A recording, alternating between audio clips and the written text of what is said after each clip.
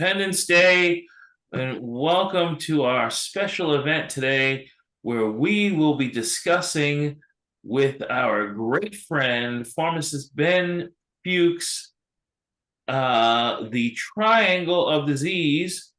And this is a presentation that was inspired by our good friend and mentor, Dr. Joel Wallach, and we will get into that. But first, let me introduce you to a gentleman who is a nutritional pharmacist for over 30 years, has been dedicating his life to teaching people that they can take their power back and control their own health outcomes by understanding a couple of simple principles. And he's going to go into detail about that today. And I'm going to bring him on the screen. Pharmacist Ben Fuchs, how are you today? Happy Independence Day. Happy Independence Day to you, and thank you for all the hard work you've done, man. This is incredible. I've been wanting to do this for a long time. You and I both been wanting to do this for a long time, and thank you for motivating. I appreciate it. I'm trying to see this. Did you have the screen up? You want to pop it up here?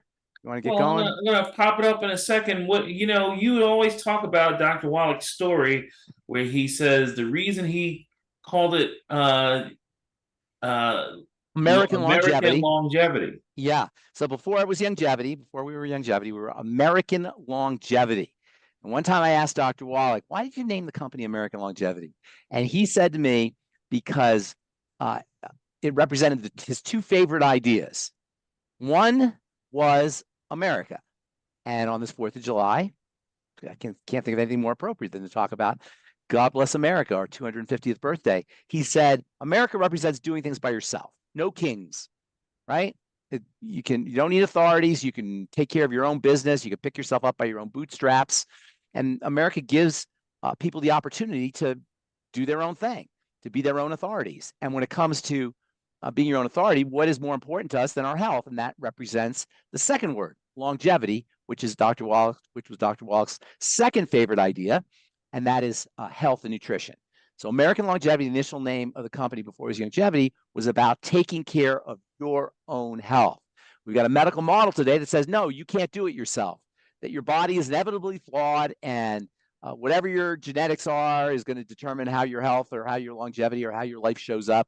We have a completely 180-degree different take. We say that we can take care of our own health, and that's what American Longevity was about. That's what longevity is about, and that's what we're all about.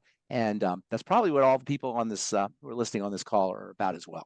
Absolutely, Pharmacist Ben. And I'm going to just share our presentation. You have a concept that you call the triangle of disease. Take Yes. away.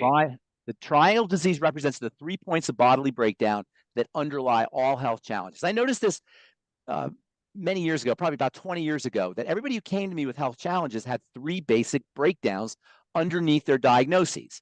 Now, as you know, and we'll talk about here in a moment, there are over 50,000 different medical diagnoses, but they all have the same kind of breakdowns underneath. And this is really important to understand because when it comes to health, it can get really complicated. The human body is incredibly complex, and healing itself doesn't necessarily have to be that complex because healing and health and wellness really depend on just a few basic biological principles. You've got in the body, you've got thousands of different biological pathways. You got hormones, you've got enzymes, you got nerves, you got immune signals, microbiome chemistry, blood sugar regulation, mitochondria, inflammation, detoxification, circulation, hydration.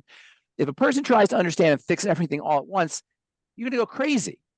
Simplification allows us to ask, what are the main forces driving the problems that are obvious? What I noticed is that there's always 3 basic bodily breakdowns underneath our disease processes. And if you try to work on the disease process or the manifestations of the disease without working on these 3 points, which I call the triangle of disease, it's not going to work. And that accounts largely for the fact that we have more doctors per capita and more drugs and more expensive healthcare, more hospitals and more protocols than any other culture in the history of mankind. And we're the sickest and we're the fattest, and our longevity is pretty much stagnant. I was just reading today how diabetes is expected to affect 50% of North Americans by the year 2035. What the heck is going on? And we've got all of these metabolic protocols and organizations and wisdom and know-how. The problem is that we're not focusing on the fundamental breakdowns that underlie all health challenges, which is what I call the triangle of disease. So the talk today is basically called the triangle of disease, right? You can go to the next slide. If you walk into a hospital today, you're going to be stepping into a mainstream institution that's built on an illusion of complexity. The mainstream medical model, which is exemplified by the ICD codebook, the International Code of Diagnoses, I believe it stands for. A codebook that has over 55,000 different diseases and symptoms and syndromes. How could 55,000 things go wrong in the body? You have a skin issue, you go to the dermatologist. You got a heart issue, you go to the cardiologist. You got brain fog, you go to a neurologist. You got an immune problem, you go to an immunologist. You got a GI, digestive problem, you go to a GI specialist. A female health problem, you go to OBGYN, and on and on and on. We've chopped the human body up into isolated parts, and we've engineered this medical system, this pharmacomedical system that manages the symptoms of every single part, of every single one of these parts. But what we're doing is we're managing the fruit, not the root. Next slide. 30 years ago, Dr. Wallach, brilliant, visionary, veterinarian and naturopathic physician, he shocked the world with a cassette tape he called "Dead Doctors Don't Lie," and he proved through his research that via tens of thousands of different autopsies on both animals and humans, he showed that virtually every human being that dies of natural causes dies of nutritional deficiency diseases. In other words, we're not sick, we're not dying because we have a pharmaceutical deficiency, because we have a genetic malady, because we're inevitably doomed, because our bodies are flawed. We're sick because our cells are literally starving to death. And in fact, at the point of death, we die because cells are not getting nutriated appropriately. The nutritional status of the cells and the nutritional status of the tissues and the organs is fundamental to our wellness. And that was Dr. Wallach's premise when he came up with the Dead Doctors Don't Lie tape 30 years ago. And that's what we talk about here today. Next slide. So you got 55,000 different diseases, but you know what?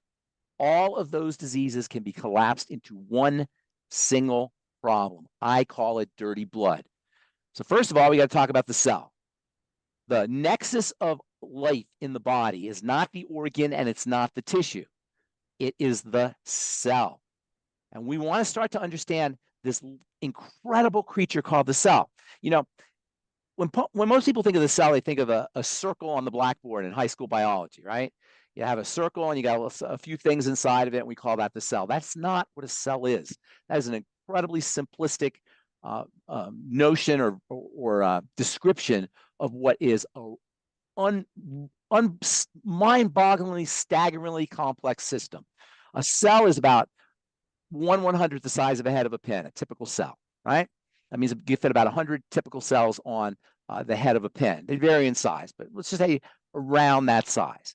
If you were to look at a cell, you couldn't see it because it's invisible. It's so tiny. But within that tiny space, you have got literally millions upon millions of working parts. And those working parts are molecules. To give you a sense of what a molecule is, a glass of water is made up of water molecules. We call them H2O molecules. In a glass of water, you have a septillion water molecules, not a billion, not a trillion, not a quadrillion, not a centillion, not a sestillion. I don't even know what the numbers are. You got a septillion. You have more water molecules in a glass of water than you have stars in the known universe. That's how tiny a molecule is. Yet within a cell, you've got millions of these molecules. And these molecules are constantly shape-shifting. these molecules are information carriers. These molecules are constantly being broken down and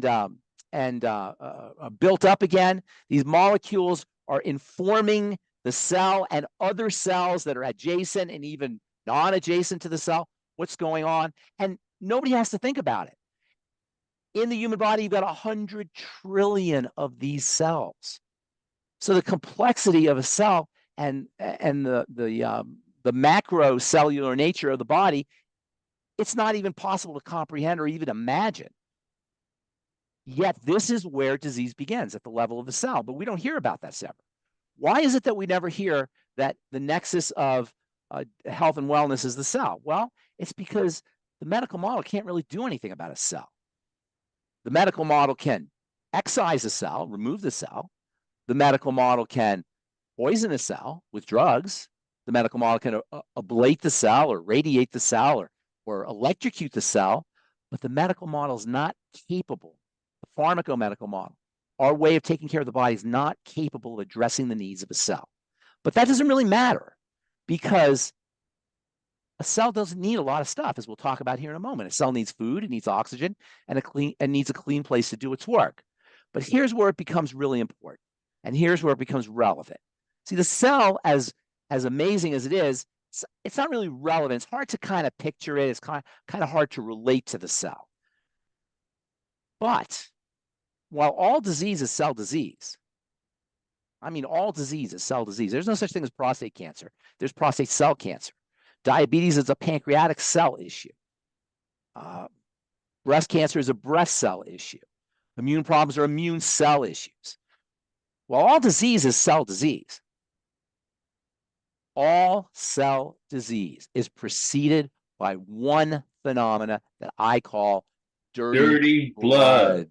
Dirty blood. Now, that's kind of a graphic, term that I use to kind of get people to be able to imagine what that is. But if you're a doctor, you don't call it dirty blood. You call it hypercoagulable blood or hyperviscous blood.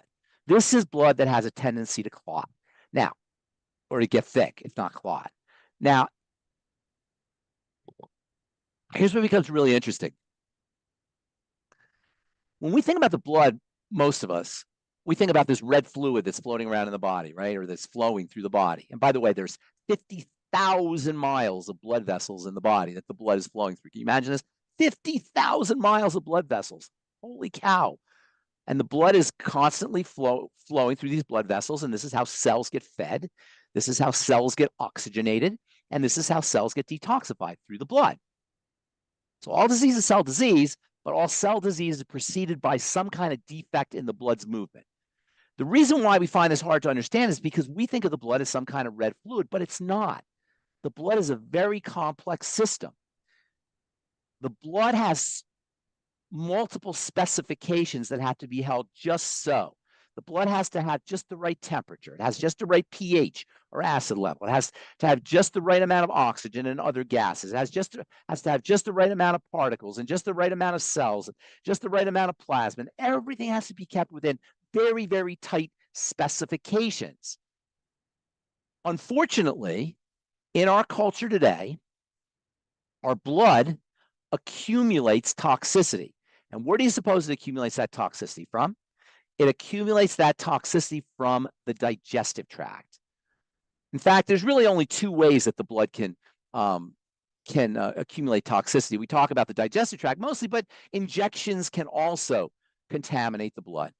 When the blood becomes contaminated via injection or via toxins from the intestine, and we'll talk about that here in a moment, how that occurs, it becomes inflamed. See, the blood is a tissue. And like any tissue, it can become inflamed. When the blood becomes inflamed, it gets sticky and sludgy. And think about it. If the blood were not to become sticky and sludgy and inflamed when toxicity entered into it, the cells would be more likely to be recipients of the toxicity. So this clotting or viscosity that follows toxicity is a kind of protective mechanism.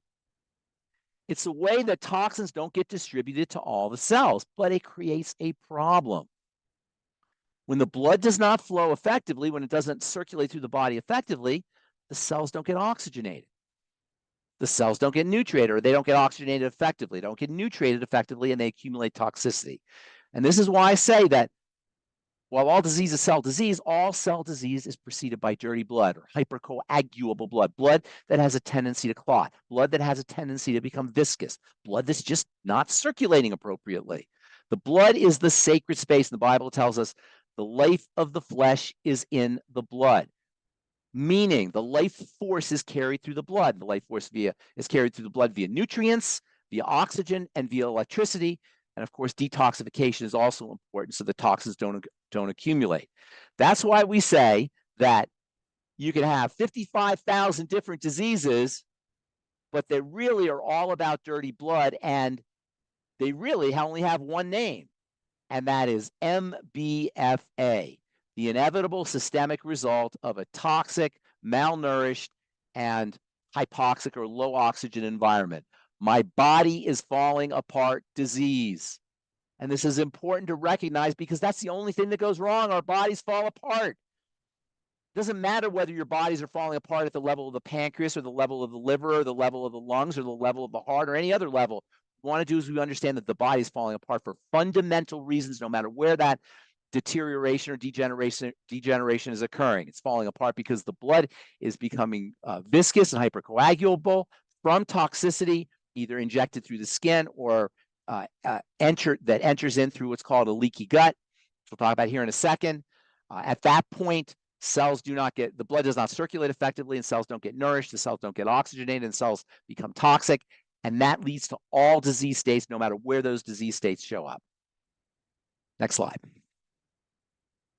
And this is what it's all about. This is what I call the triangle of disease, which I noticed many years ago when people would come to me with health challenges. They would always have three fundamental points of breakdown. All chronic degenerative diseases, all of them are underlied by 3 points of bodily breakdown. Now, the first 2 points on the bottom are the most important. The third point is the jumping off point into all disease states. So let's talk about what I call the triangle of disease. The first point in the triangle of disease is breakdown at the level of the digestive tract. And unfortunately, this begins woefully early for most people. In fact, breakdown at the level of the digestive system can occur in utero, in the womb. And when we talk about the digestive system, we can boil the digestive system down to the intestine. The intestine is where the rubber meets the road. You eat a food, it goes into your mouth, it goes down your esophagus, goes into your stomach, and all kinds of processing take place. But in a way, the mouth and the digestive tract are not really part of the body in the sense that the food is segregated from the rest of the body. Then the food drops into the intestine from the stomach. It gets hit, before it gets into the intestine, it gets hit with a blast of bile, and that bile separates out the fatty material from the non-fatty material, the watery material. It also neutralizes the acid, which hopefully the food, which is at this point, by the way, is called chyme, C-H-Y-M-E. It's not called food. And it should be acidic because you should have an acid stomach. That's a whole nother story because not everybody's producing enough stomach acid. Nonetheless, the chyme goes into the intestine. At the point of the intestine, you have the heart of the matter. No pun intended. The core of the body is the intestine. If you ever played basketball, I know you played basketball, AJ. What do they tell you to look at when your opponent is moving his head, doing head fakes and moving his hands and doing all kinds of tricks with the ball? They tell you to look at the center of the body, right? Look right at the intestine, because the intestine doesn't lie. The center of the body doesn't lie. In Chinese medicine, they call it the Hara center. That center is going to be the point where the outside world meets the inside world. The food in the intestine gets processed and enters into, under healthy conditions, enters into the circulatory system in a very controlled fashion. The vitamins, the minerals, the amino acids, the fatty acids, phytonutrients, glucose, and a few other substances go into the bloodstream through the intestine. And this process has to be very, very, very tightly regulated, obviously, because you can't have stuff getting into the bloodstream through the intestine willy-nilly in an uncontrolled fashion. You don't want stuff going into the blood. Remember, the blood is the sacred space. You can't have stuff just floating into the blood. So the body has evolved mechanisms for making sure that all the food molecules go into the blood in a very, very controlled fashion. However, this very, very controlled fashion depends on the integrity of the intestinal lining. And this is where the problem begins.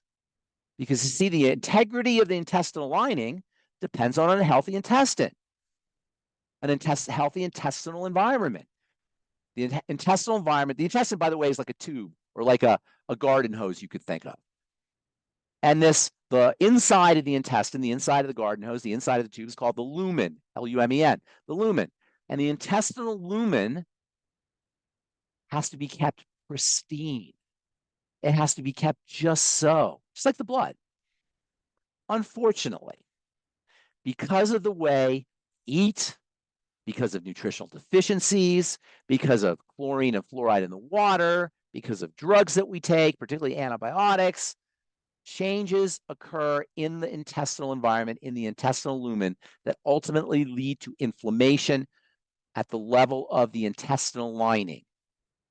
Now remember, the small intestine has got bacteria in it. It doesn't have a lot of bacteria, but it has some bacteria in it. And these bacteria are producing gases.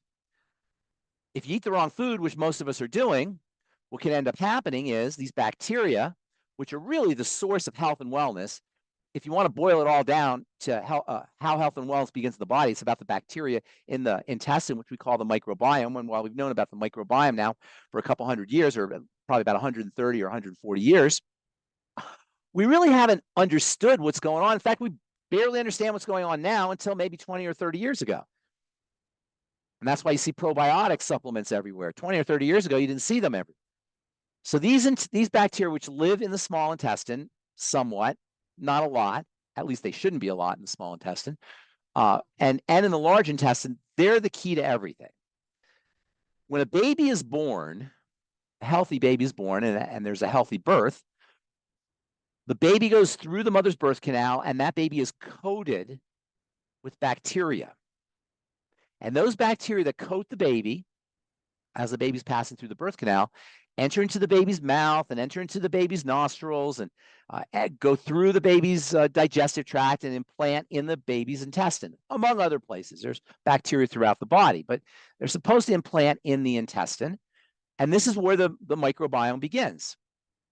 However, if a baby's born cesarean section, that's not going to happen. And immediately that baby's going to be compromised at birth.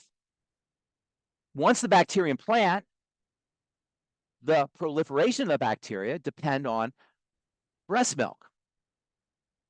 In fact, the health of the intestine depends on breast milk in general.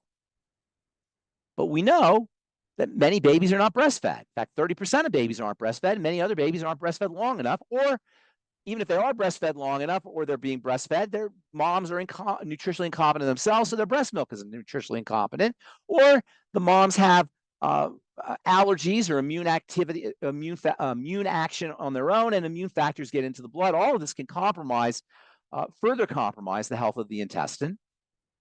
And now you have another mechanism for babies who are for digestive dysfunction among newborns, and the baby's not even can maybe be a week old or 2 weeks old, and he's already going to be compromised at the level of the intestine.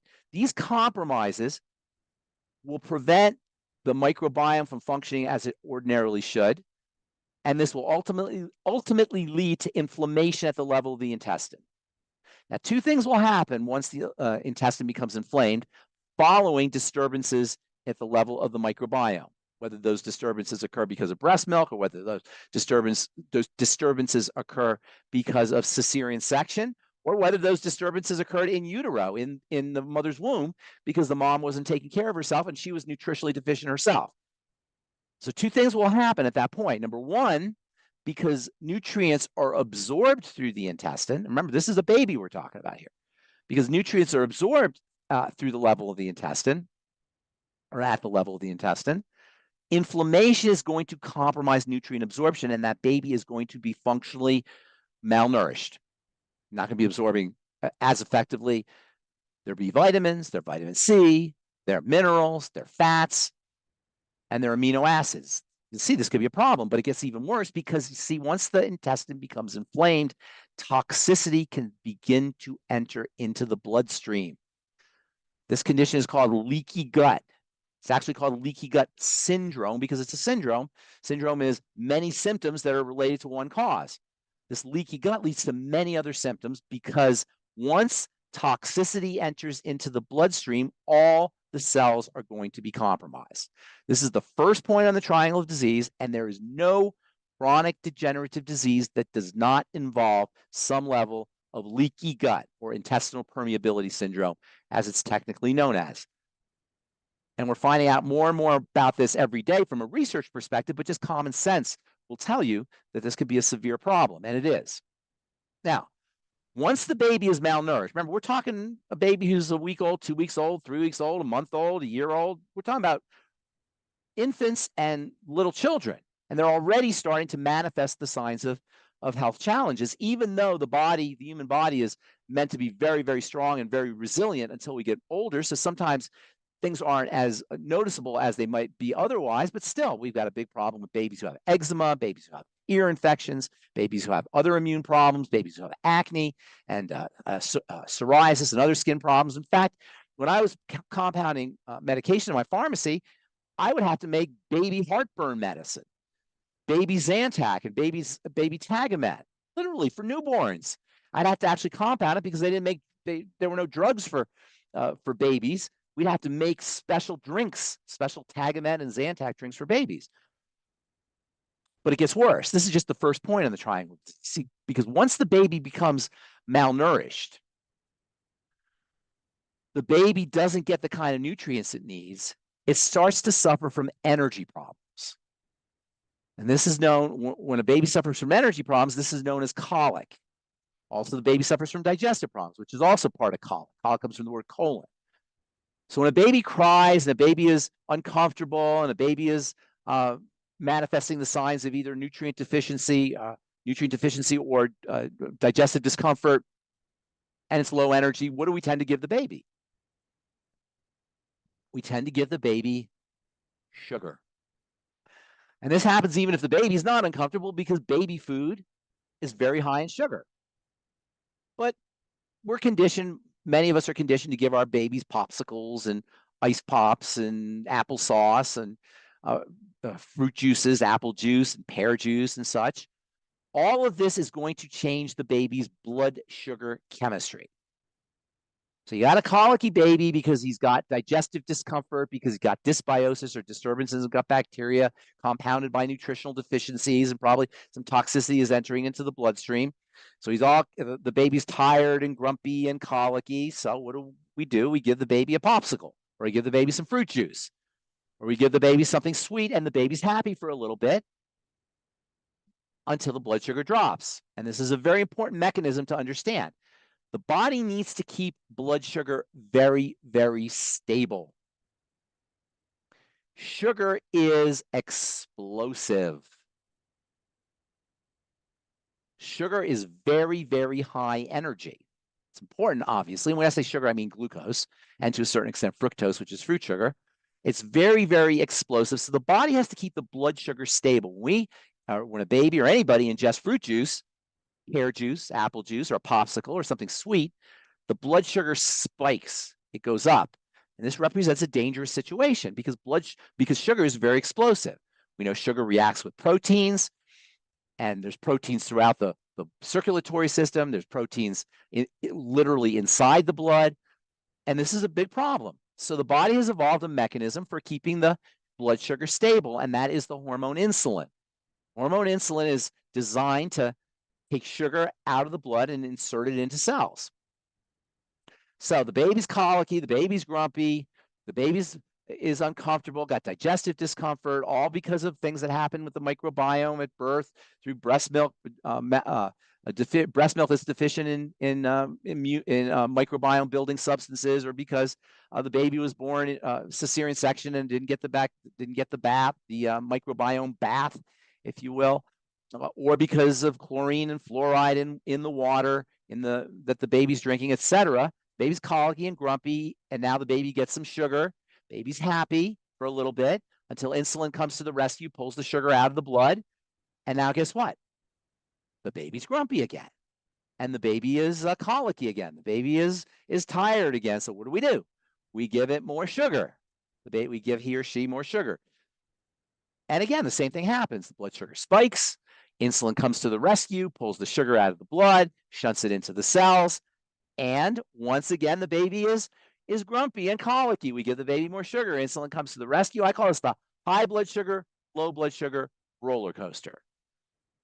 Technically speaking, this is what diabetes is all about, but it doesn't get diagnosed as diabetes immediately. It just ensues until you have a condition where the baby becomes a child, and now the child has diabetes, and childhood diabetes is becoming more and more significant. They used to call diabetes adult onset diabetes. They had to change the name because now kids are getting diabetes. Once the diabetic syndrome begins, the high blood sugar, low blood sugar roller coaster begins, the adrenal glands, your body's stress glands, kick in. The body's stress glands, the adrenal glands, are supposed to help stabilize biochemistry when the blood sugar spikes and the blood sugar drops. Both blood sugar spikes and blood sugar drops are emergencies to the body. And both will initiate or trigger the secretion of cortisol from the adrenal glands. Cortisol is the adrenal stress hormone. So to review, you've got a baby who's got disturbances at the level of the digestive system, beginning in utero for many babies, progressing past cesarean sections and deficient breast milk or incomplete breast milk or non-breastfed babies.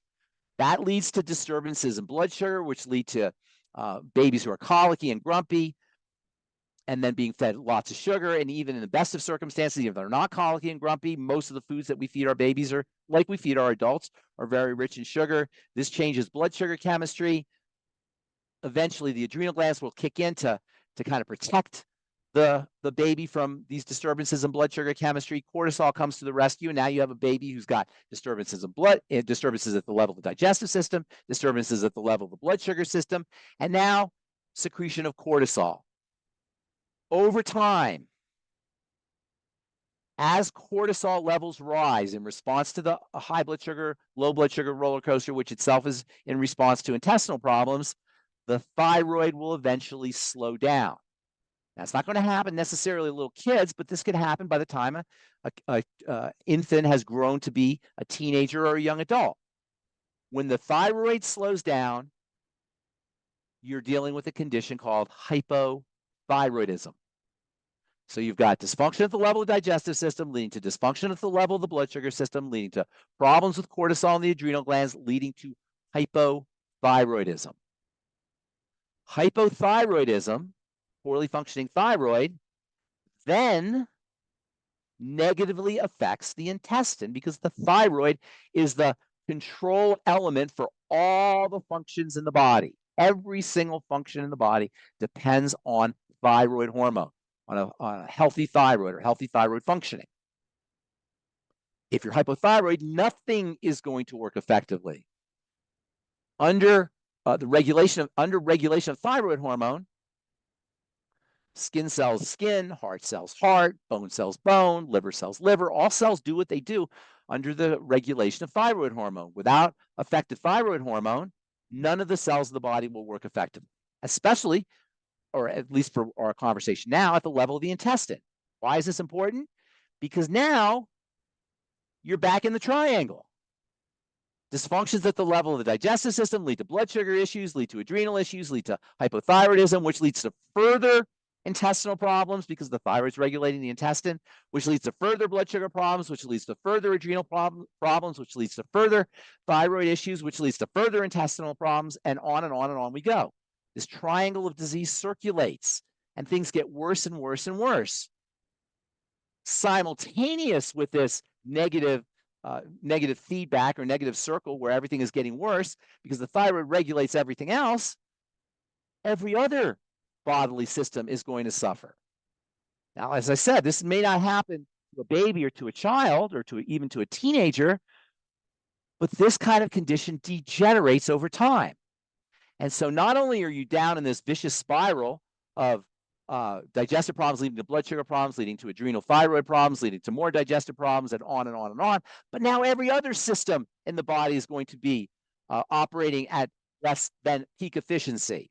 Every system in the body.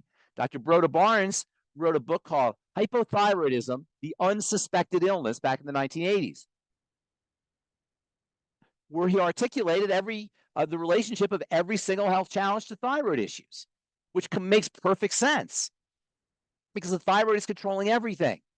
And this triad, or this triangle of disease, underlies everything. And why is this important? Because if you do not address the triangle, you can't address the heart disease, which is above the triangle. You cannot address the neurological problems, which are above the triangle. You cannot address the immune problems, the skin problems, the female health problems, or any other problems, any other of the 55,000 different problems in the body, unless you address the triangle.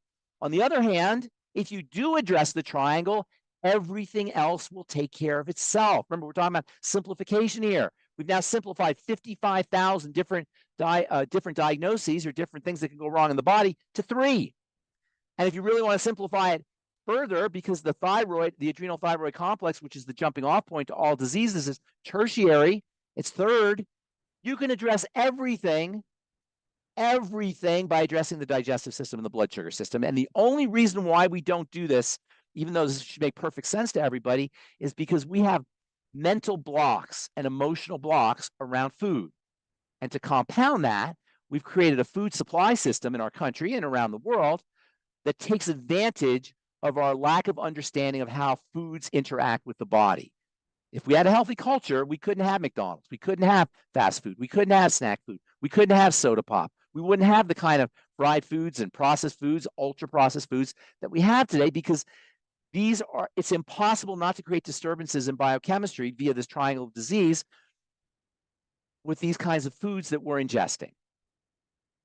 The problem is we don't like to hear about food. We like what we like. And because of the link between foods and emotions, it's very difficult to get past this.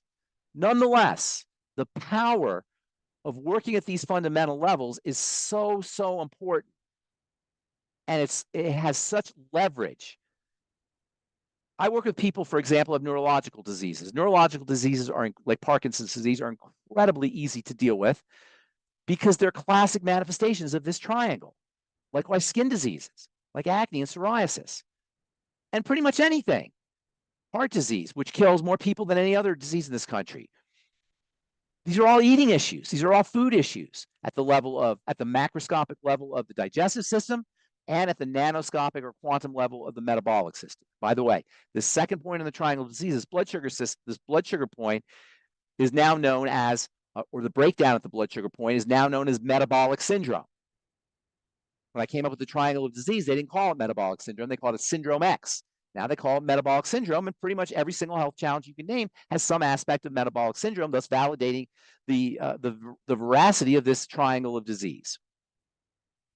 So if you're going to address health challenges, you've got to address them at the fundamental level, which is the triangle of disease. If you don't address them at the level of the triangle of disease, you are not going to be able to address diseases that supersede or that are on top of the triangle.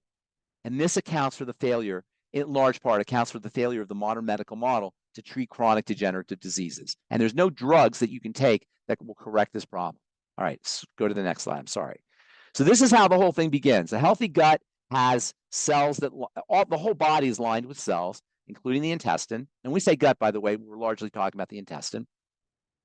The intestine is lined with cells, and you can see that those cells are tightly pressed up against each other, so nothing can leak through the intestine into the bloodstream.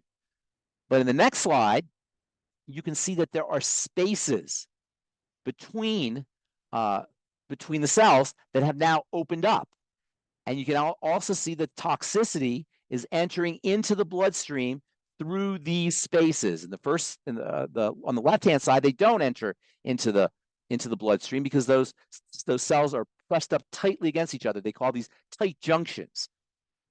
These tight junctions, in response to inflammation, which itself is a response to toxicity from food, as well as changes in the microbiome and nutritional deficiencies, now lead to the entrance of literal toxins from bacteria, particles of bacteria, immune molecules, histamine, as well as literal food particles into the bloodstream. Remember, we said the blood is a sacred space. It has specifications. It has to be kept just so. You know, when they're making computer chips in factories, they have to wear hazmat suits because if a little hair or a little particle of breath, something from your breath gets on a computer chip, or a piece of dust gets on a computer chip, it destroys the chip. The blood is the same way. It has to be kept pristine. Can you imagine the situation when you've got all these toxins that are entering into the bloodstream through the gut? It initiates a major inflammatory immune reaction in the blood. And this is where the whole notion of dirty blood comes from. And immediately you're off to the disease races. In fact, it's impossible not to be off to the disease races. And on top of that, the blood has a mechanism for cleaning itself out. The body is incredibly adept at something called homeostasis, which is pulling the ups down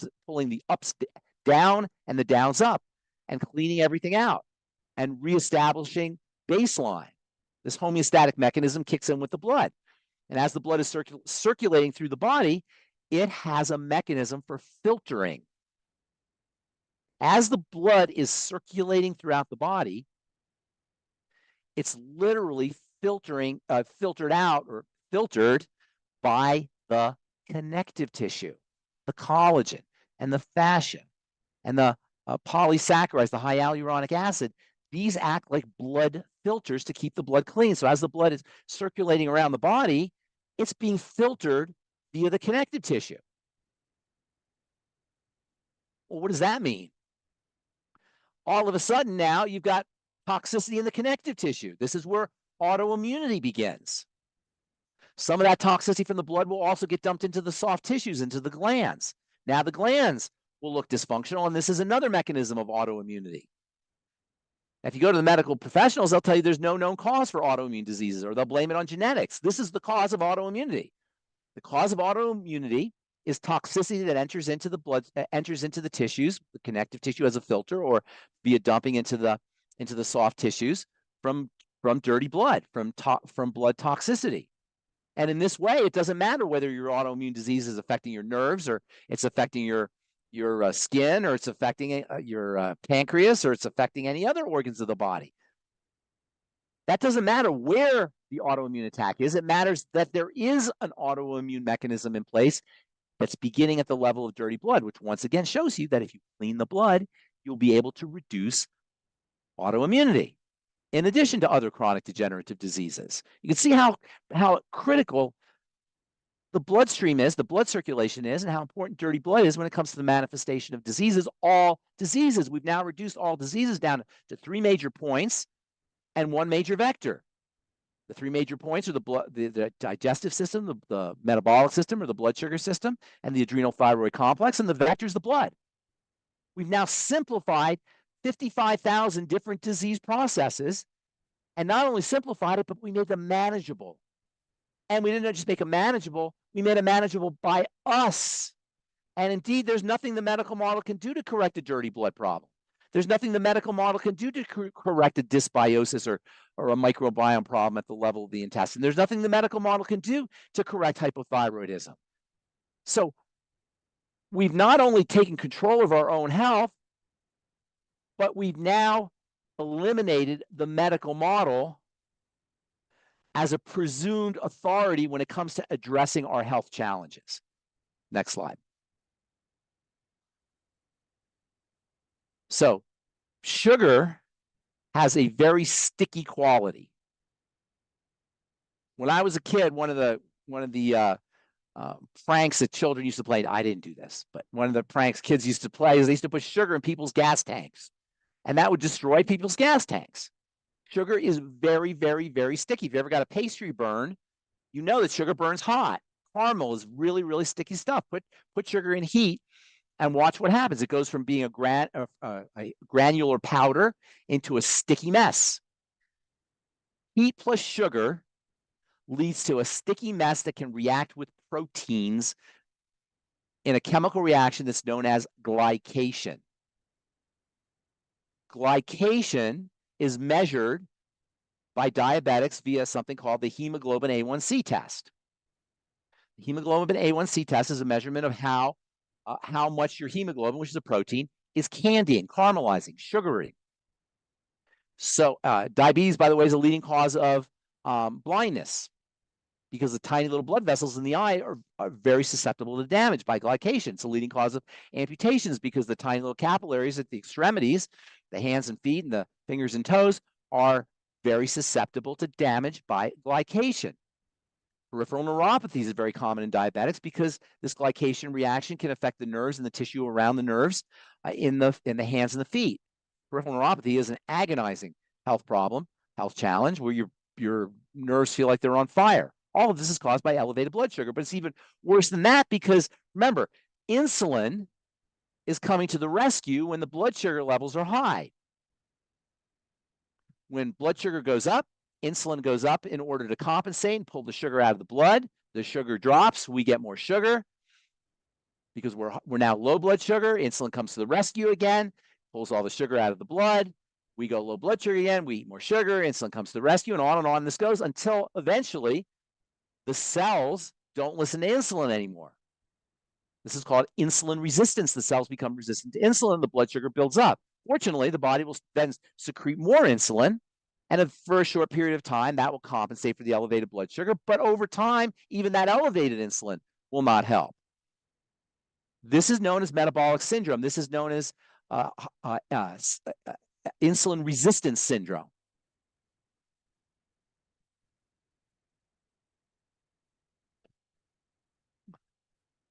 Why is this important? Well, in addition to blood sugar being a problem, elevated insulin is a problem. Chronically high levels of insulin are associated with growth. Insulin is a growth substance. It makes cells divide very rapidly.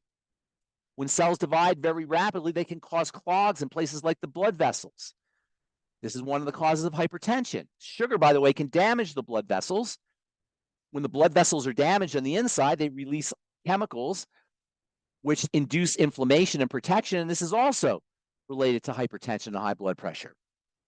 If you have toxicity that's entering into the bloodstream, resulting in hypercoagulation or clogged, dirty blood, that will also compromise the flow of the blood, and that will also lead to dysfunctions at the level of dysfunctions caused in the movement of the blood. All of these, the insulin and the sugar and the dirty blood from the digestive tract, these are all the causes of hypertension. The number one diagnosis, the most common diagnosis, medical diagnosis, is essential hypertension.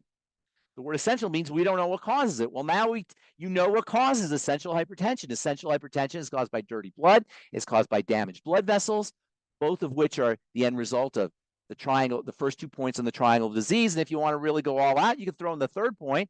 Cortisol will also close the blood vessels, leading to hypertension, and a thyroid hormone will slow down the movement of blood. Essential hypertension is not essential. It's a triangle of disease issue. So sticky blood and insulin spikes both compromise blood flow via glycation, via insulin making cells divide rapidly, and also, this is, by the way, one of the major causes of cancer. The ultimate scourge, even though it's only the second leading cause of death in this country, it causes terror beyond belief, beyond words, when somebody's diagnosed with cancer, and this is how cancer progresses. It's impossible to find a case of cancer that doesn't involve some element of insulin resistance, as well as digestive health issues, as well as the third point in the triangle of disease. And by the way, the three leading causes of death in this country, heart disease, cancer, and diabetes, are all related to blood sugar and insulin, which itself is related to food, which tells you the leading causes of death in this country are all food issues. Next slide.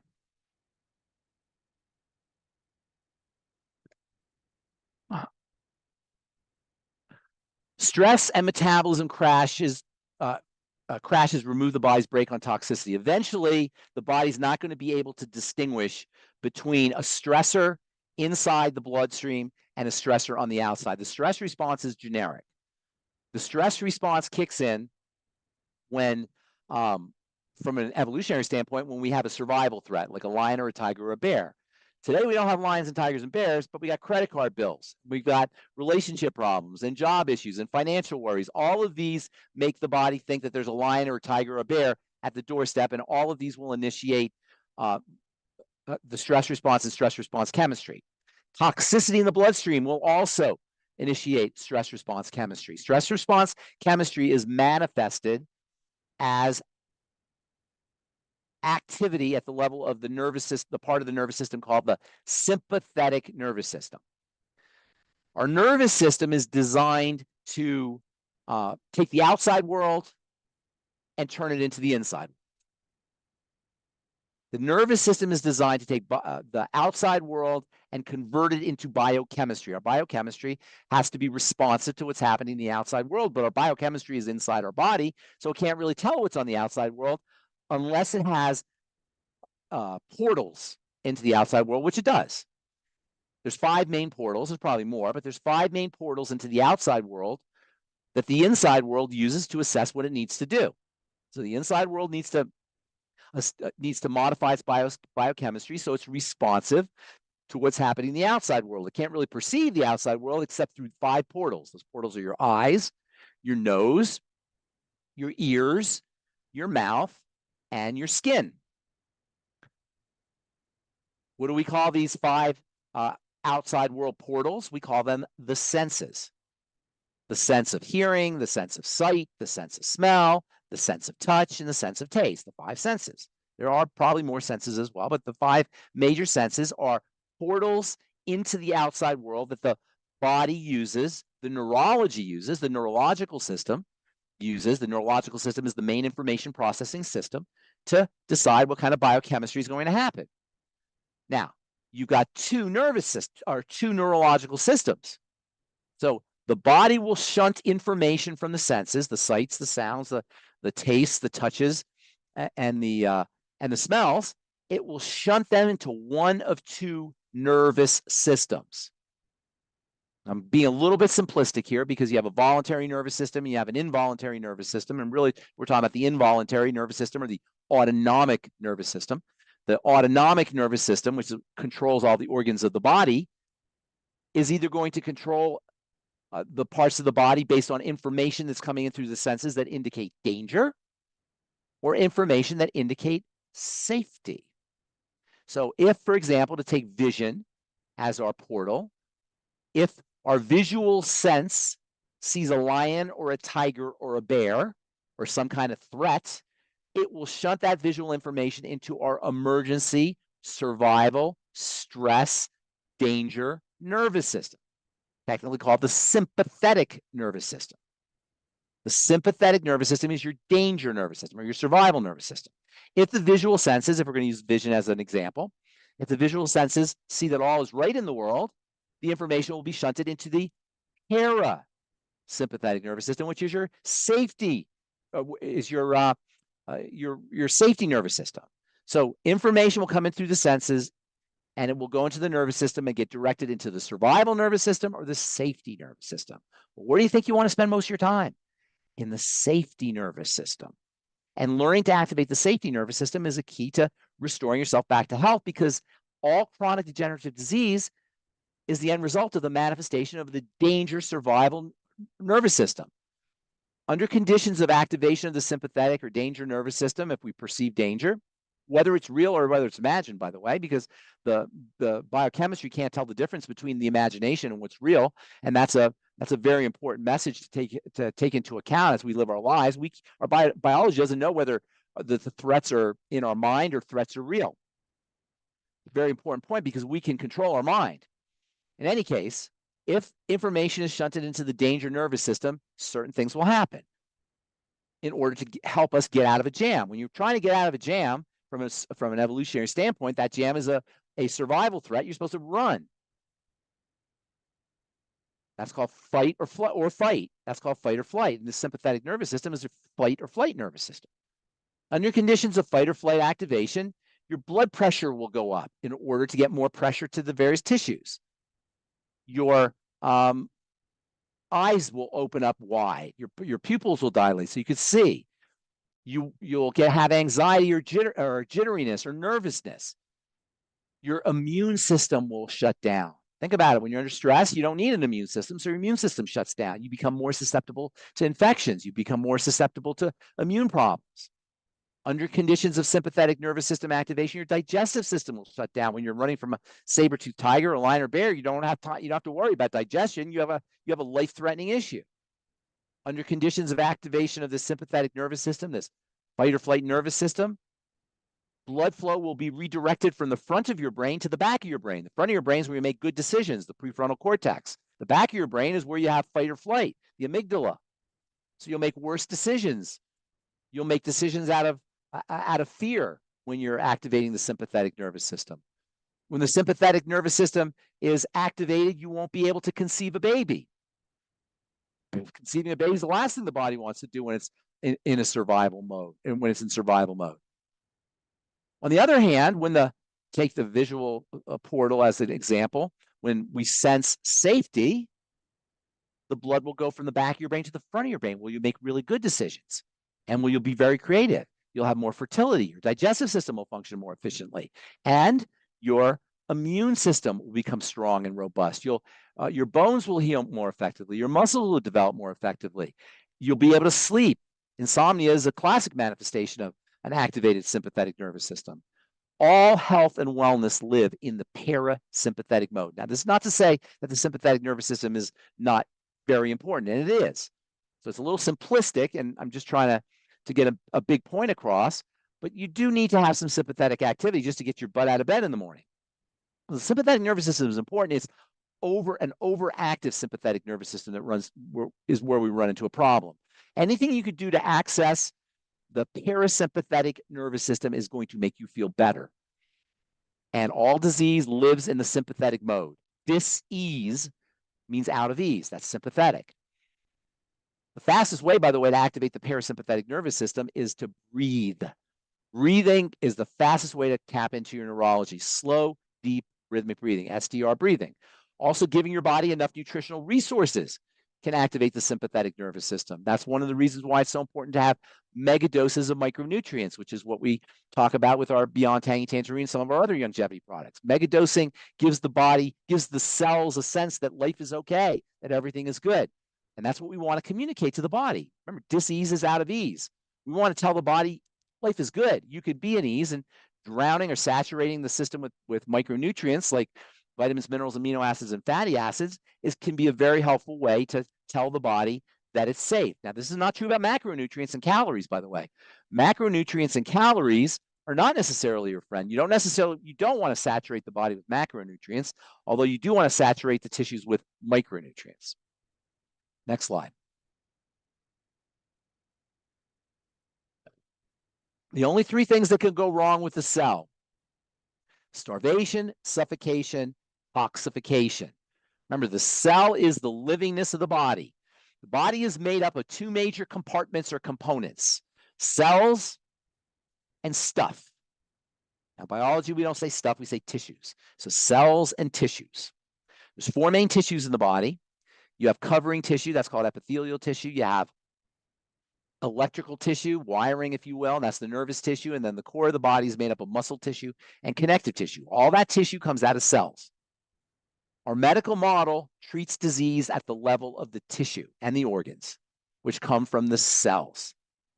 But everything arises from the cells. In order to get healthy, you've got to have healthy cells. The reason we don't hear about it, as I said earlier, is because there's nothing the medical model has that can help cells. But that doesn't matter, because we can help cells. All disease is cell disease, and there's only three things that can go wrong with a cell: starvation, suffocation, and toxification. Starvation means cells aren't getting nutrients, so get yourself on the mighty 90 essential nutrients. Suffocation means cells aren't getting oxygenated, so make sure you're breathing correctly and make sure you're moving your body so the blood can deliver the oxygen. And thirdly, toxification or poison. Eliminate the poison in the toxification. Sometimes the poison comes in through injection, and that's a problem. But for the most part, the poison is coming into the bloodstream through a leaky gut. So patch up that leaky gut and make sure you're staying away from foods that inflame the leaky gut or disturb the microbiome. That first point of the triangle disease is sacred. That's where everything begins. Starvation, suffocation, and toxification are how it all manifests. And while the medical model doesn't have any tools for preventing starvation and suffocation and toxification, we can do it ourselves. Next.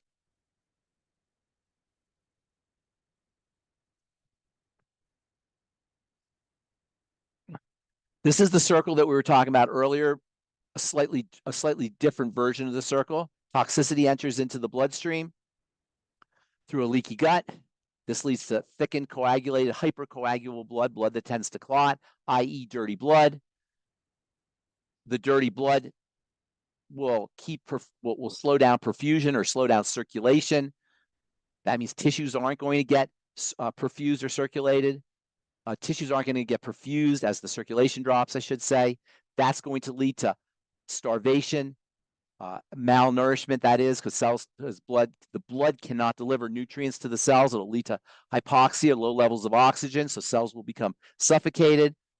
Eventually, the brain will compensate for this condition by turning up the pressure.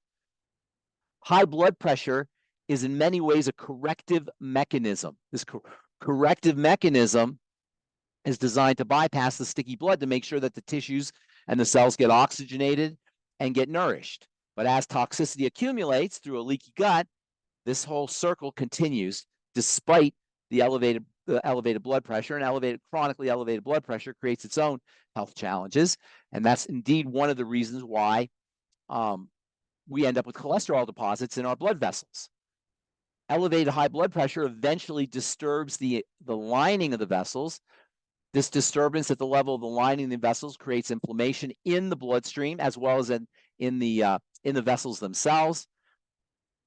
This inflammatory trigger calls in calcium and plaques and cholesterol, and this is one of the reasons why, it's the main reason why really, cholesterol deposits and blockages occur in the blood vessels. This is why you only get cholesterol deposits in blood vessels. You largely get cholesterol deposits and blood vessel blockages at the level of the arteries, not the veins, because the pressure is much higher in the arteries than it is in the veins. So this whole circle of toxicity entering into the bloodstream through a leaky gut, leading to dirty blood, leading to hypoxia or low levels of oxygen and malnourishment, and a compensation by elevation of blood pressure. All of this occurs in a circle, and it's underneath all chronic degenerative diseases via the vector of dirty blood, which itself is initiated by the triangle of disease. Next slide. So what do?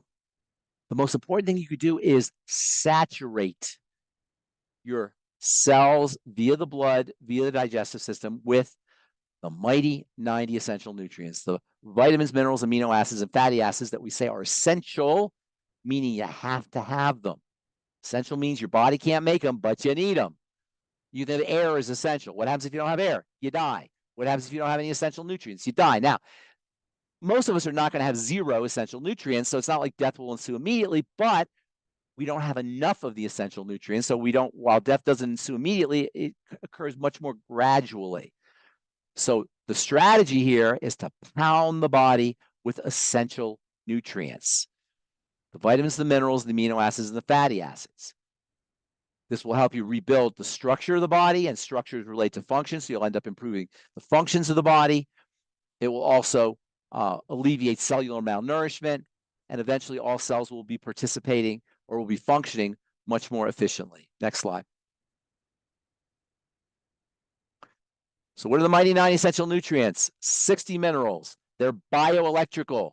Minerals serve two major functions. One is in terms of structure, which is not quite as important because the structure of the body is largely dependent on a few minerals. But most importantly, minerals activate chemistry electrically. Under mineral deficiency conditions, chemistry is not activated. The vitamins are also activators. The amino acids are both building blocks and activators, and there are 2 to 3 essential fats that are responsible for hormone production, for various hormone production, as well as lubricity in the body. They're all important. Every one of these is important. There's none that you can do without.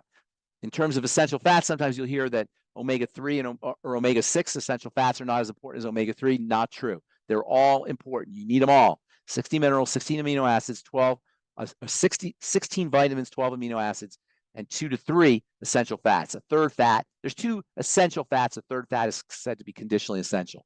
Omega-6 linoleic acid, omega-3 alpha linolenic acid. Those are essential. You can't do without them. The third fatty acid is conditionally essential, and that is oleic acid, which is found in olives, by the way. Next slide. So stop the toxicity before nutritional deficiency, before nutritional saturation corrects the problems. You're not going to be able to out-supplement a constant stream of toxicity that enters into the bloodstream through a leaky gut.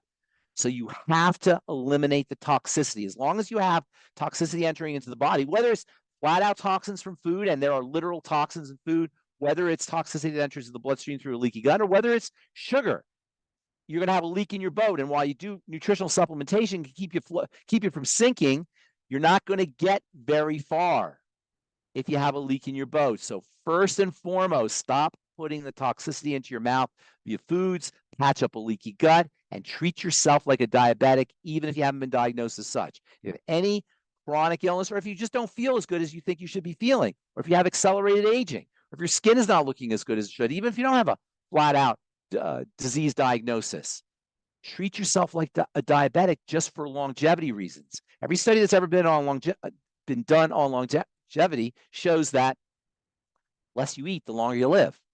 The less calories you put in your system, in your body, the longer you live, and the less sugar you eat, the longer you live.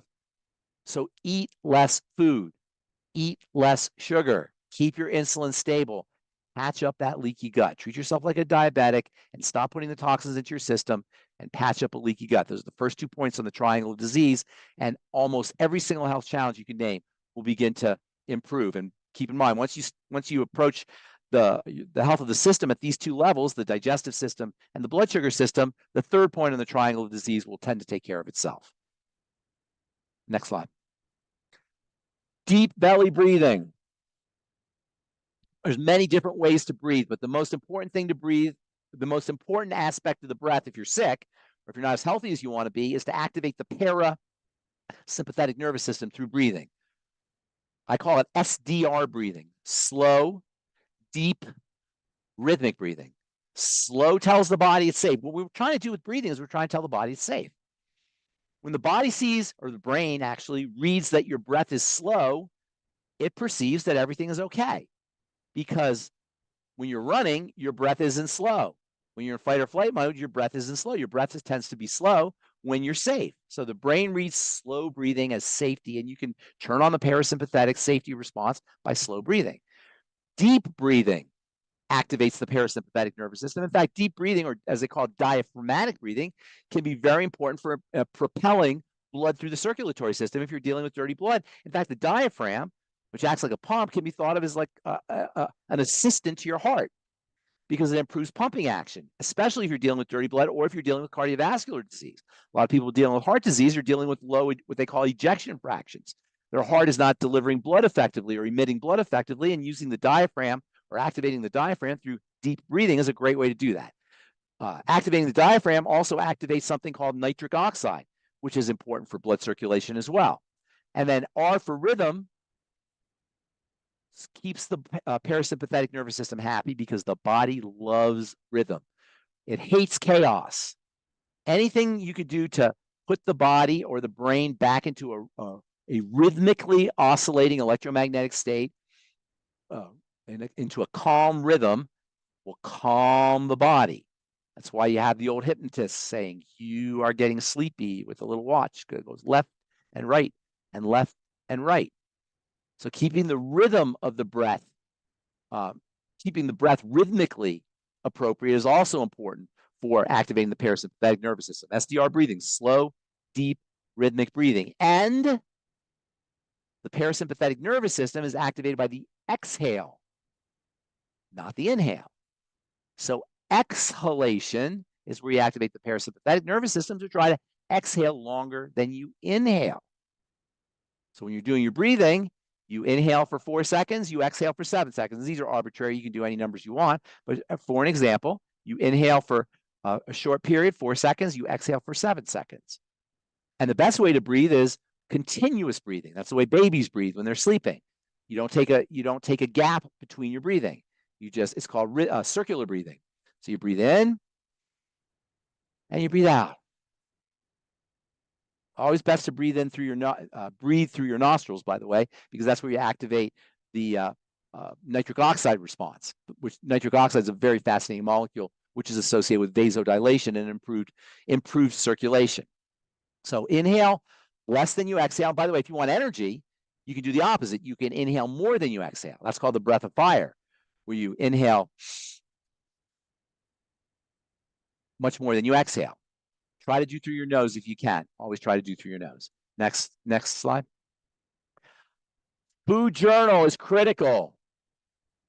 I can't tell you the number of people I talk to about digestive health problems, and they'll be like, I don't have any digestive health problems. Don't believe it. If you got a chronic health disease, a chronic health challenge, any kind of diagnosis, you want to assume you have a dirty blood problem, i.e. a leaky gut problem, which means you have a digestive problem. Just assume it. The problem is they're hard to find, especially if you've been dealing with a digestive problem your whole life, because they become normalized. And I talk to a lot of people who will tell me that they have no problems with their digestion, but they've got all the symptoms of a digestive problem, including acne or fibromyalgia or menstrual issues or neurological issues, which are all classic signs of digestive health issues. And they'll say, no, I don't have any digestive health problem, not because they're lying or not because they're stupid, but just things become normalized. They don't know it. And that's why a food journal is so important. And it always helps to fast before you do a food journal. A food journal is where you just basically write down everything you eat and write down how you feel after you do your food journal. After you eat the food. So you do a food journal, you have a piece of paper with a column on the left, a column on the right. Column on the left is everything you eat, and I mean everything, and drink. And then on the right, how you feel an hour, 2 hours, 3 hours, 5 hours after you eat the food. And you'll be amazed by what you find out. People sometimes are shocked. Hey, every time I have oatmeal, I bloat. Every time I have corn, I break out. Every time I have wheat, my neurological symptoms get worse. Every time I have eggs, I get brain fog. The connections between the foods we eat and our bodily symptoms are hidden, but they become exposed by journaling, by doing a food journal or food diary. And this food journal or food diary can become much more valuable if you fast for a day or two before you do it, because symptoms will be more noticeable if you lay off of food for a couple of days. You don't absolutely have to, but it's just an easier way to assess what's going on in your body. If you do a food diary and you actually see the connections, you can make the connections for yourself. And it's always good to see the connections, the causes of your health challenge for yourself. And it's sometimes very, very shocking and very instructive. You want to think of this as biological forensics. That's what we're doing. We're looking for the scene of we're looking for the criminal, the perpetrator.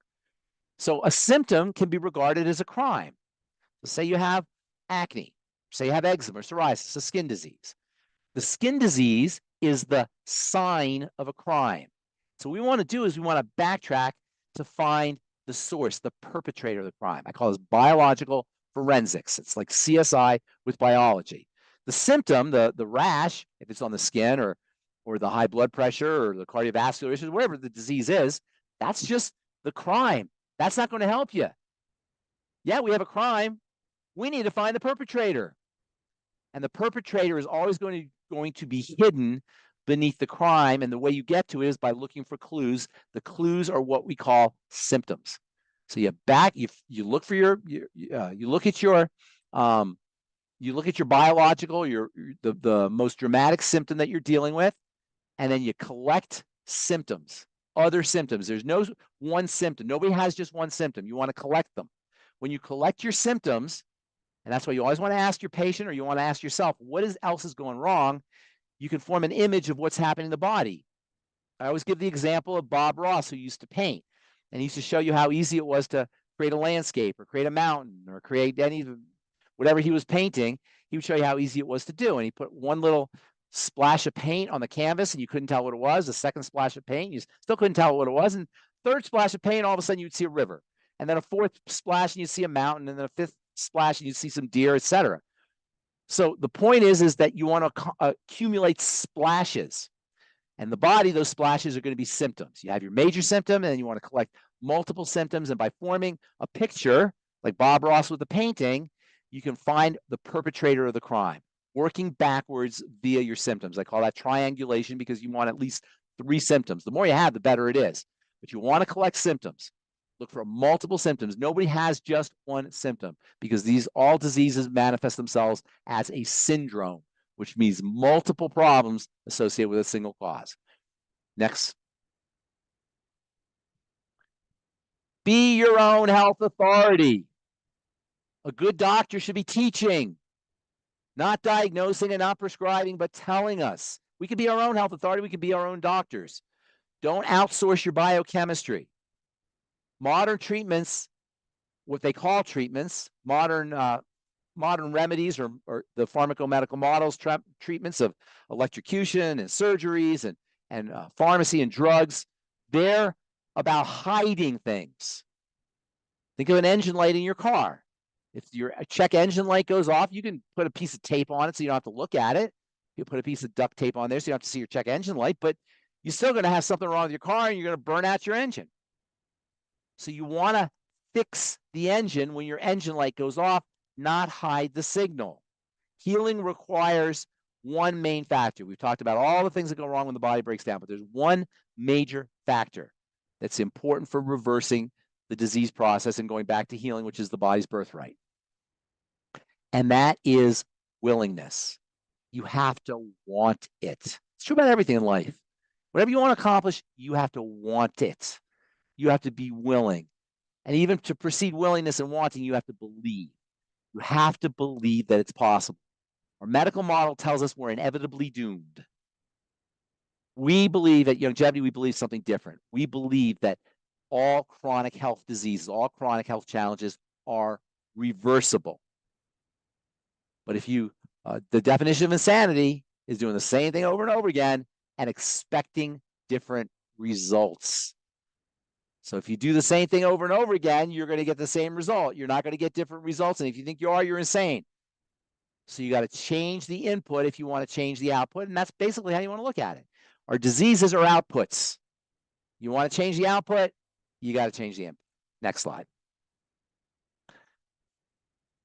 So you have 55,000 different diseases. Call those the fruit. But there's one unifying condition, dirty blood, which itself comes from a leaky gut. That's the root. If you're working with the medical model, you're going to get your symptoms suppressed with chemistry or surgically excised through some kind of procedure. Your foods you eat, the input into your body is going to be completely ignored. On the other hand, if you're following our protocol, you're going to be saturating your body with nutrients, telling your cells that life is good. You're going to be stopping the toxic inflow through foods largely, but also sometimes through injections. And you're going to make sure you're practicing slow, deep, rhythmic breathing, as well as movement. Movement is another very important way that cells get oxygenated. The medical model looks at diseases as a curse. The body's inevitably flawed, or you have just the luck of the draw, bad luck, or it's in your genetics. Your mother had cancer, so you're going to have cancer. Anytime they ask you that nonsensical question about your family history with heart disease when you go in to have your heart checked, you know that they're following the medical protocol of believing that things are, that health challenges are the end result of heredity. We believe something different. We believe that what we call disease is really compensation. It's really a homeostatic mechanism that has gone awry or has been overloaded. It's basically the body trying to keep us alive. So high blood pressure becomes a compensatory mechanism. Acne becomes a compensatory mechanism. Heart disease or autoimmunity, those are the manifestations of the body compensating for either low levels of oxygen or perhaps toxicity that's in the blood. And if you go to the doctor, they see patients as passive recipients. The word patient, by the way, comes from the word passion, which means suffering. A patient is one who suffers. That's what the patient's role is to suffer. We believe that what we call patients can be empowered. They can be the architects of their own biology, and that's how we want to look at health and wellness. We can be our own health authorities. We can be the architects of our biology. In fact, we are the architects of our biology, whether we like it or not, for better or for worse. But once we accept responsibility for being the architects of our biology, we can do the most dramatic affect the most dramatic changes in the body, no matter what our health challenges are. Next slide. So your first step, number one, and I encourage you all, if you're dealing with a chronic degenerative disease, or if you're healthy and you don't want to be dealing with a chronic degenerative disease, choose nutritional saturation over symptom management. A, feed the cells, drown the cells, saturate the cells, make sure the cells have everything they need. You want your cells thinking life is good. It's kind of like when you have money in the bank. When you have money in the bank, you can buy a house, you can go on vacation, you can buy new clothes, you can buy gifts for your kids. You want your cells to feel the same way. You want your cells to feel that life is good. There's abundance. When you don't have a lot of money, you conserve, you slow down, you don't eat as much, you don't give gifts, you don't travel. You don't want your cells being in that mode. You want your cells feeling they've got everything they need to do their work. Stop the toxicity, mostly through the digestive tract, but also, unfortunately, in our world today, through injection. And 3, practice slow, deep, rhythmic breathing. Folks, this is so simple. We have made health so much more complex than it needs to be. Focus on these 3 points, and there's no chronic degenerative disease that will not begin to reverse itself. And if you're not dealing with a chronic degenerative disease, you'll add years to your functional life. Go to rootnotfruit.com for more information, triangleofdisease.com for more information, dailywithdocteam.com for more information. We want you on our team. If you like what you heard today, please reach out to us. We're looking for people that we can teach about nutrition. We're looking for people that we can teach about the longevity nutritional supplements. And we're looking for people who want to make some money helping other people. We're looking for service-oriented people who want to help their friends and neighbors and loved ones who are sick get better, or who aren't sick, stay healthy. Thank you very much. And we can take some questions if you like. Hey. My man, Pharmacist Ben. Everybody, it's in here. Let's give my man a big, warm hand clap. Let him hear it, because that was fantastically, masterfully done. We appreciate you coming in. I like that last slide. Reclaim your independence. Today is Independence Day. What better way to do so than to reclaim your independence on your health independence? Health independence. Yes, be health independent. I forgot. That's a great reminder on Independence Day. Let's be health independent, be our own authorities. We absolutely need to. Now, some of the questions that have come in are, and a lot of the comments, this should be shown in every classroom every single year. Like, kids are in school, it should be mandatory for adults too. That is your friend Wyoming Annie. And then Donald says masterclass on biology and chemical interactions, triangle disease, masterful understanding. Has anyone had issues with the high calcium and magnesium ratio in OsteoFX causing constipation? That's unlikely that will cause constipation. Very unlikely. More likely causing, anything's possible, I suppose. Much more likely is constipation. It has to do with changes in the intestinal environment, dysbiosis and such. Also, dehydration can cause constipation. And then one of the most important causes of constipation is nutritional deficiencies, particularly in vitamin C and the B complex, especially vitamin B1. And I think we've talked about this before. There's actually a disease or a diagnosis called GI beriberi. Beriberi is Swahili for I can't. It's a neurological issue. We just don't feel like doing anything. And it's caused by thiamine deficiency, vitamin B1 deficiency. Well, that same vitamin B1 deficiency that causes I can't, or beriberi, or neurological problems where you don't feel like doing anything, can cause your intestines to not feel like doing anything. And this is one of the hidden causes of constipation. So nutritional deficiencies, especially in vitamin C and the B complex, as well as eating the wrong foods and changes in the microbiome, those are and lack of fiber, as well as dehydration. Those are the main causes of constipation. A high calcium magnesium ratio, theoretically, high calcium can cause constipation. Calcium causes contractions, and magnesium relaxes things. And many people are magnesium deficient, but I wouldn't blame it on a supplement that has a higher calcium to magnesium ratio. No, I wouldn't. And Dildong, you can always email us at questions@dailywithdoc.com if you have any questions. I'm not actually looking at Smile, but I'm sure that website may not even be listed there, but there is a phone number there, and our team can take your call. Becca, what is that phone number that's on the screen there? Because you're muted, by the way. That phone number is 855-835-2777. That's Again, right.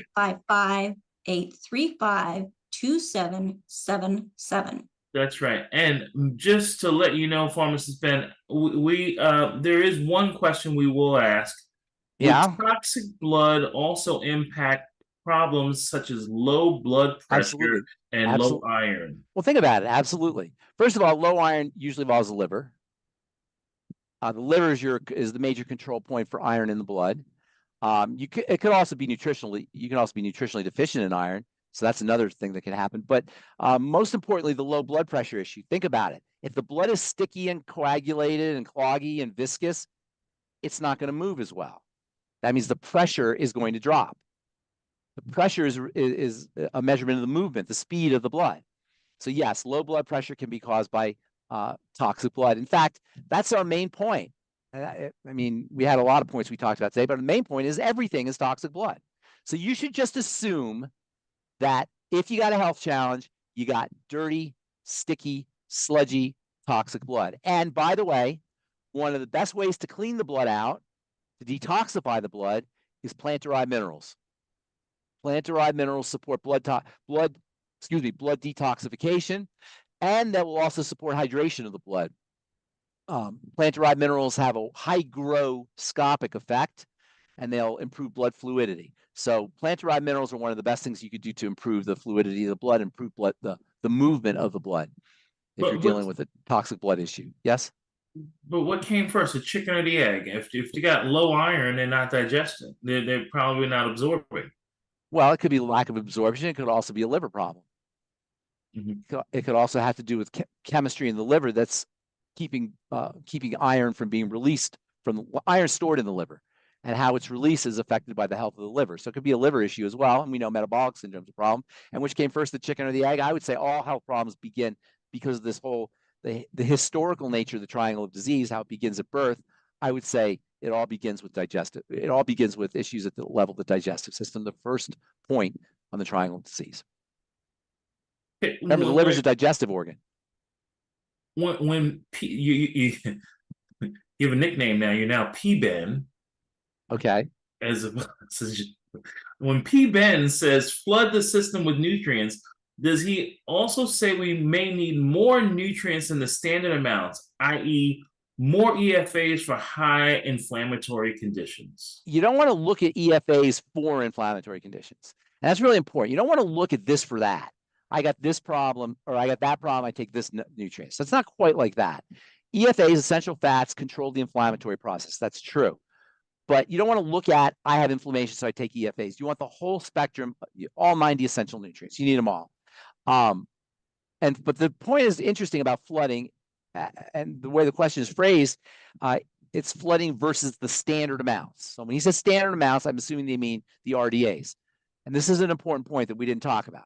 The recommended daily allowance, or the RDAs, are not there to keep us healthy. They're there to keep us from being sick. You see the distinction?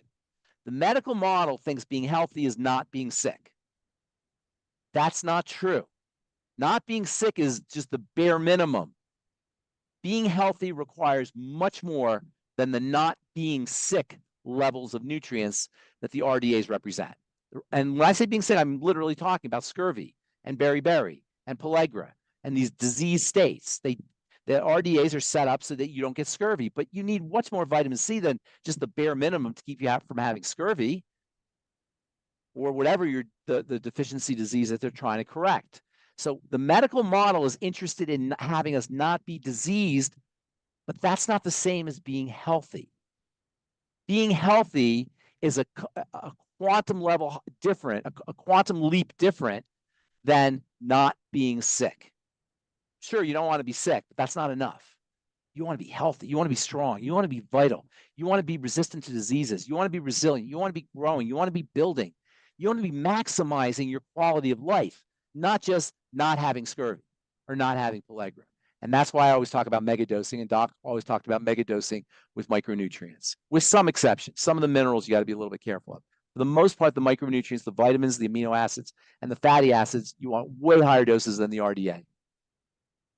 Well, Pharmacist Ben, speaking of not getting sick, I'm going to let you go on this Independence Day so you can slow chew some hot dogs.